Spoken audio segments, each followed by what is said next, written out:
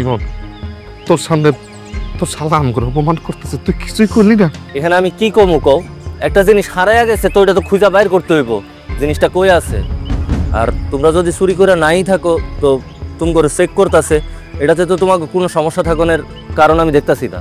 আহা, একজনটা চেক করলে তো খালি হইব না, ওই যে পাশে আরেকজন আছে না।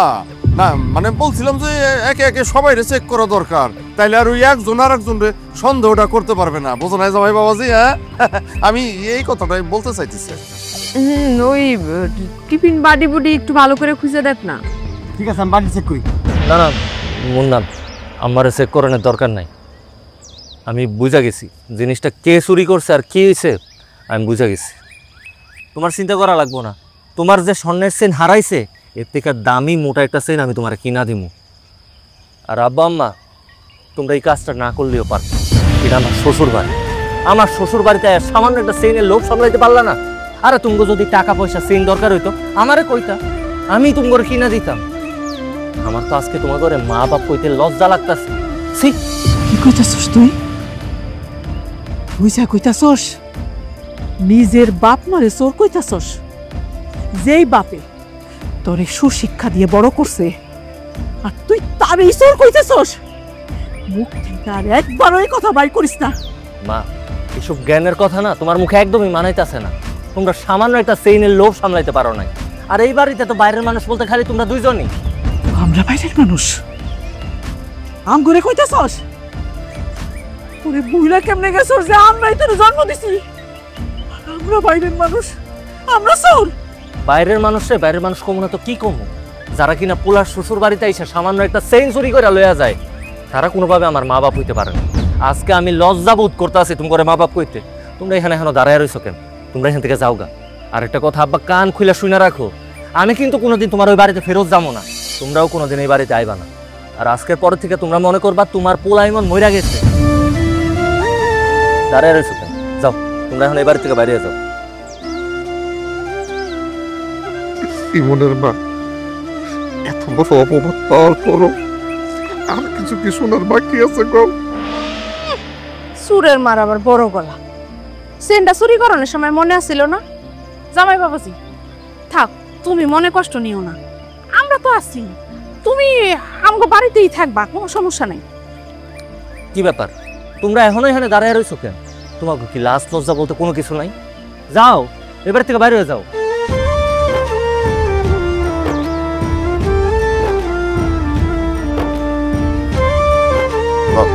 জামাই বাবাজি, তুমি ঘরে যাও।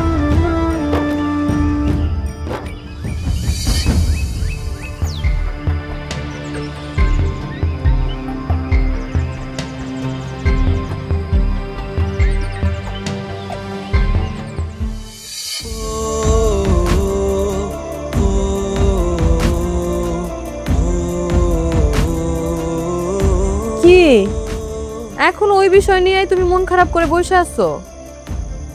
তোমার আব্বা আম্মা যে এত ছোট লোক এটা আমি অনেক আগেই জানতাম, আমি টেরও পাইছিলাম। তোমার আমি কখনো কই নাই কেন জানো? কারণ তুমি আমার কথা বিশ্বাস করবে না তাগরি নিয়ে। আমার তো এখনো বিশ্বাস হইতেছে না, আমি কিছুতে বিশ্বাস করতে পারতাছি না আমার আব্বা আম্মা এমন একটা কাজ করতে পারে। লোভ লোভ, বুঝছো? লোভে পড়লে যে মানুষ কতটা নিচে নামতে পারে সেটা তো নিজের চোখেই তুমি দেখতে পাইলা। তোমার আব্বা আম্মা লোভে পড়ে এইসব কাজ করছে। আচ্ছা যাই হোক, বাদ দাও না এইসব, যা হওয়ার হয়েছে। আর একটা কথা, আজকের পর থেকে তুমি যদি কোনোদিন আমার ওই বাড়িতে যাইতে বলছো তাহলে তোমার একদিন কি আমার একদিন, কোনোদিন আমি ওই বাড়িতে যাব না। এটা তুমি কি কইলা? তোমারে আমি ওই বাড়িতে যাইতে কমু? আরে তোমার যাইতে কমু কি? আমি নিজেই তো কখনো ওই বাড়িতে যাবো না। আমার আব্বা আম্মা এমন একটা কাজ করছে, এটা চিন্তা করলে লজ্জায় আমার মাথা কাটা যাইতাছে। আমি ওইটাই চিন্তা করতেছি জানো। সি সি সি সি, কেমনে এরকম একটা কাজ করতে পারলো? এলাকার মানুষ যদি জানে এগুলা, তোমার আমার মান সম্মান থাকবো? এলাকার মানুষজনের কথা বাদ দাও, আমি চিন্তা করতেছি তোমার আব্বা আম্মার সামনে আমি আমার চেহারাটা কেমনে দেখাবো? ওনাদের কাছে আমি কতটা ছোট হয়ে গেলাম। আরে বাবা, এগুলা নিয়ে চিন্তা করো না তো। আমার আব্বা আম্মা তারা তো তোমার নিজেরই মানুষ, তাদের কাছে আবার চেহারা দেখানোর কি আছে? কোনো অসুবিধা নাই।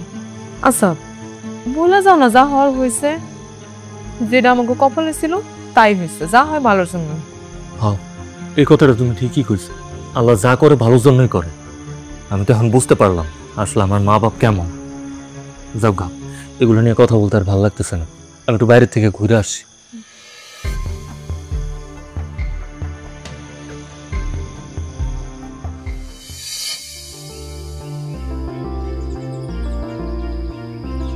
কি খবর অন্তর ভাই, কেমন আছো তুমি?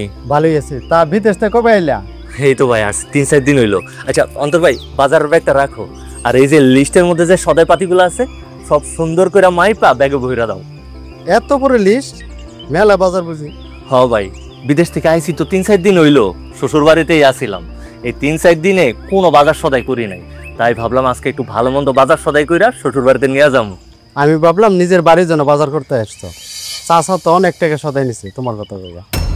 কি কও ভাই, আব্বা তোমার দোকান থেকে বাকি সদাই পাতি নিয়ে গেছে? কিন্তু আমি তো আব্বার লাগে সবসময় বিদেশ থেকে টাকা পয়সা পাঠাইছি। এত টাকা পয়সা পাঠানোর পরও তোমার দোকান থেকে বাকি নিয়ে যাইবো কেন? আর তোমরাও নিয়ে আসো, আব্বা যদি তোমার দোকানে এসে বাকি চায় তাইলে কি তুমি বাকি দিয়ে দিবা? বাকি কেন করছে সেটা তো আমি জানি না। টাকা চাইলেই বলতো ছেলে বিদেশ থেকে আসলে টাকা দিয়ে দিব। তোমার কথা কইয়া বাকি নিছে, চাইলে কি আমি না করতে পারি? কি কও, আব্বার লেগে বিদেশ থেকে এতগুলা টাকা পাঠাইলাম, তারপরও তোমার দোকান থেকে বাকি করছে? যাই হোক, কত টাকা বাকি করছে? প্রায় 17,000 টাকার মতো। 17,000 টাকা? বিদেশ থেকে আব্বার লেগে এত এত টাকা পয়সা পাঠাইলাম, তারপরও তোমার দোকানে 17,000 টাকা বাকি বাজারে ফেলাইলো? যাক বাপ, এই যে লিস্টের মধ্যে যে বাজারগুলো আছে সব সুন্দর করে ব্যাগে ভরে দাও, আর তোমার টাকা পয়সা যা আছে আমি দিয়া দিব না। ঠিক আছে। এমনি করে যদি চলতে থাকে আর আব্বারে যদি আমি কোনো কিছু না কই তাহলে তো আমার সর্বনাশ করে ফেলাইব। এমনি চলতে দেওয়া যাইব না। হ্যাঁ ভাই, এই যে এগুলো সব সুন্দর করে ভরে দাও। করিম মিয়া বাড়িতে আছো নাকি? করিম মিয়া। আসসালামু আলাইকুম। ওয়ালাইকুম আসসালাম। চেয়ারম্যান সাহেব যে, আসেন আসেন, ভিতরে এসে বসেন। আরে আমি কি তোমার বাড়িতে বেড়াইতে আসছি নাকি? কথা ছিল তোমার পোলা বিদেশ থেকে আসলে তুমি আমার বন্ধুকের টাকা সব ফেরত দিয়ে দিবা। তোমার পোলা বিদেশ থেকে আসছে 1 সপ্তাহ হয়ে গেল।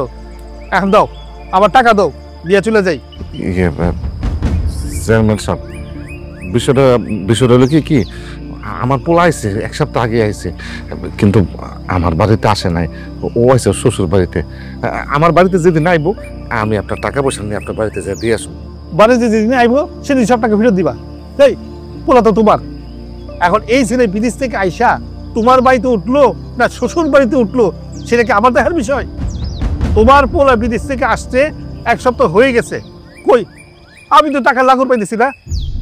শোনো, তোমার আমি শেষবারের মতো 2 দিনের সময় দিলাম।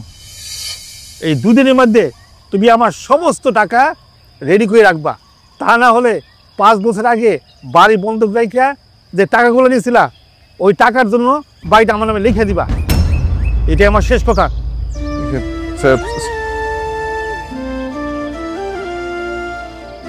আমি কি করবো?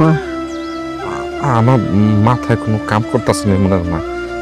আমি বুঝতেছি না যে আমি আসলে কি করব। এতগুলো টাকা কেমনি আমি চেয়ারম্যানকে দিব 2 দিনের মধ্যে? একটা কাজ করো, তুমি মনের কাছে যাও, আমাকে অবস্থার কথাটা কও, ও শুনলে দেখবো আমাকে ঠিকই টাকা দিব। যা। তুমি এটা কি কইতাছো? তোমাকে মাথা খারাপ হয়ে গেছে, মাথা নষ্ট হয়ে গেছে তোমার? এই টাকার লেগে আমি ওই বাড়িতে যাবো? আরে যেই বাড়ির থেকে আমার চোরের অপবাদ দিয়ে বাড়ি করে দিছে, এই টাকার লেগে আবার ওই বাড়িতে যাবো আমি? কি কইতাছো তুমি এসব? এবার ইমনের বাড়ি না, তাছাড়া রাগের মাথায় কি কইছে এটা শুনে লাভ আছে? আর এই বাড়িটা যদি চলে যায় আমরা কই থাকুম? আমাকে মাথার উপর তো ছাদ থাকবো না, আমরা তো নিরাশ্রয় হয়ে যাবো।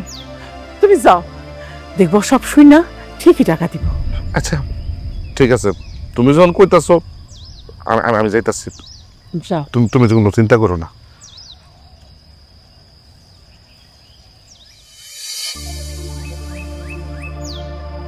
বাবা ইমন, ইমন, বাবা ইমন। আরে কি ব্যাপার, আপনি এই বাড়িতে আবার আসছেন? কি জন্য আসছেন আবার? চুরি করার জন্য? সি বৌমা, তুমি এগুলা কি করতেছো? আমি তো আইছিলাম ইমনের কাছে জরুরি একটা দরকারে। হইছে থাক, আপনার ওই মুখে আপনি আমারে বৌমা বলে ডাকবেন না। আপনি সেই অধিকার সেদিনই হারায় ফেলেছেন, যেদিন এই বাড়ি থেকে চুরি করে গেছিলেন। আমি অন্তত কোনো চোরের ছেলের বউ হয়ে থাকতে চাই না। কি হয়েছিল আপা? আরে দেখ না, চোরটা আবার এই বাড়িতে আসছে, আবার কোন মতলবে আসছে আল্লাহ জানে। কি আপনার কি একদিন চুরি করে 7 মিনিটে নাই, আবার আমাকে বাড়িতে চুরি করতে আইছেন? মানুষের তো ন্যূনতম কমন সেন্স থাকে, ন্যূনতম একটু মান সম্মান থাকে। আপনার কি একটু মান সম্মান নাই? আপনার সাথে যে ঘটনাটা ঘটছে, আপনি যে ঘটনাটা আমাদের সাথে ঘটাইছেন, ওইটা যদি আমার সাথে ঘটতো, আমি ওই দিন রাত্রেবেলা গলায় রশি দিয়ে মরে যেতাম। আপনি আবার আইছেন এই বেহাই আমার কাছে চেহারা নিয়ে আমাকে বসায়। তুই কারে কি বলতেছস? তোর কোনো কথার মূল্য সে দিতে পারবো? ঘাট ধাক্কা দিয়ে বাইর করে দে না। তুমি আবার আইছো এখানে? এবার কোন বকলব নিয়ে আসছো? তোমার আপনার সেদিন আমি বইলা দিলাম তুমি আর কখনো এই বাড়িতে আইবা না, আর আমি নিজেও তুমি ওই বাড়িতে যাবো না। বাবারে, আমি তো আসলে কি আপনি আসলে কি? ওই যে তুই বিদেশ যাওয়ার সময় চেয়ারম্যানের কাছে বাড়িটা বন্ধক রেখে টাকাই না তোরে দিলাম না, তুই দেশে আইসো শুই না, চেয়ারম্যান আমার বাড়িতে গেছে টাকার লেগে, যার কারণে তোর ভাই আমার তোর কাছে পাঠাইলো। তার মানে তুমি তোমার এই পোলারে বাড়িতে নিয়ে যাওয়ার লেগা হো নাই, তুমি এসো টাকার লেগা। আব্বা, তুমি ওরে টাকা পয়সা যা দেওনের বহুত টাকা পয়সা দিছি, আমি তোমাকে আর কোনো টাকা পয়সা দিতে পারো না। আর আমি যে বিদেশে থাইকা এতদিন তোমার কাছে কারি কারি টাকা পয়সা পাঠাইছি, ওই টাকা পয়সা কই? ওই টাকা দিয়া তুমি চেয়ারম্যানের কাছ থেকে বন্ধকি জমি ছাড়াইয়া নিতে পারো না?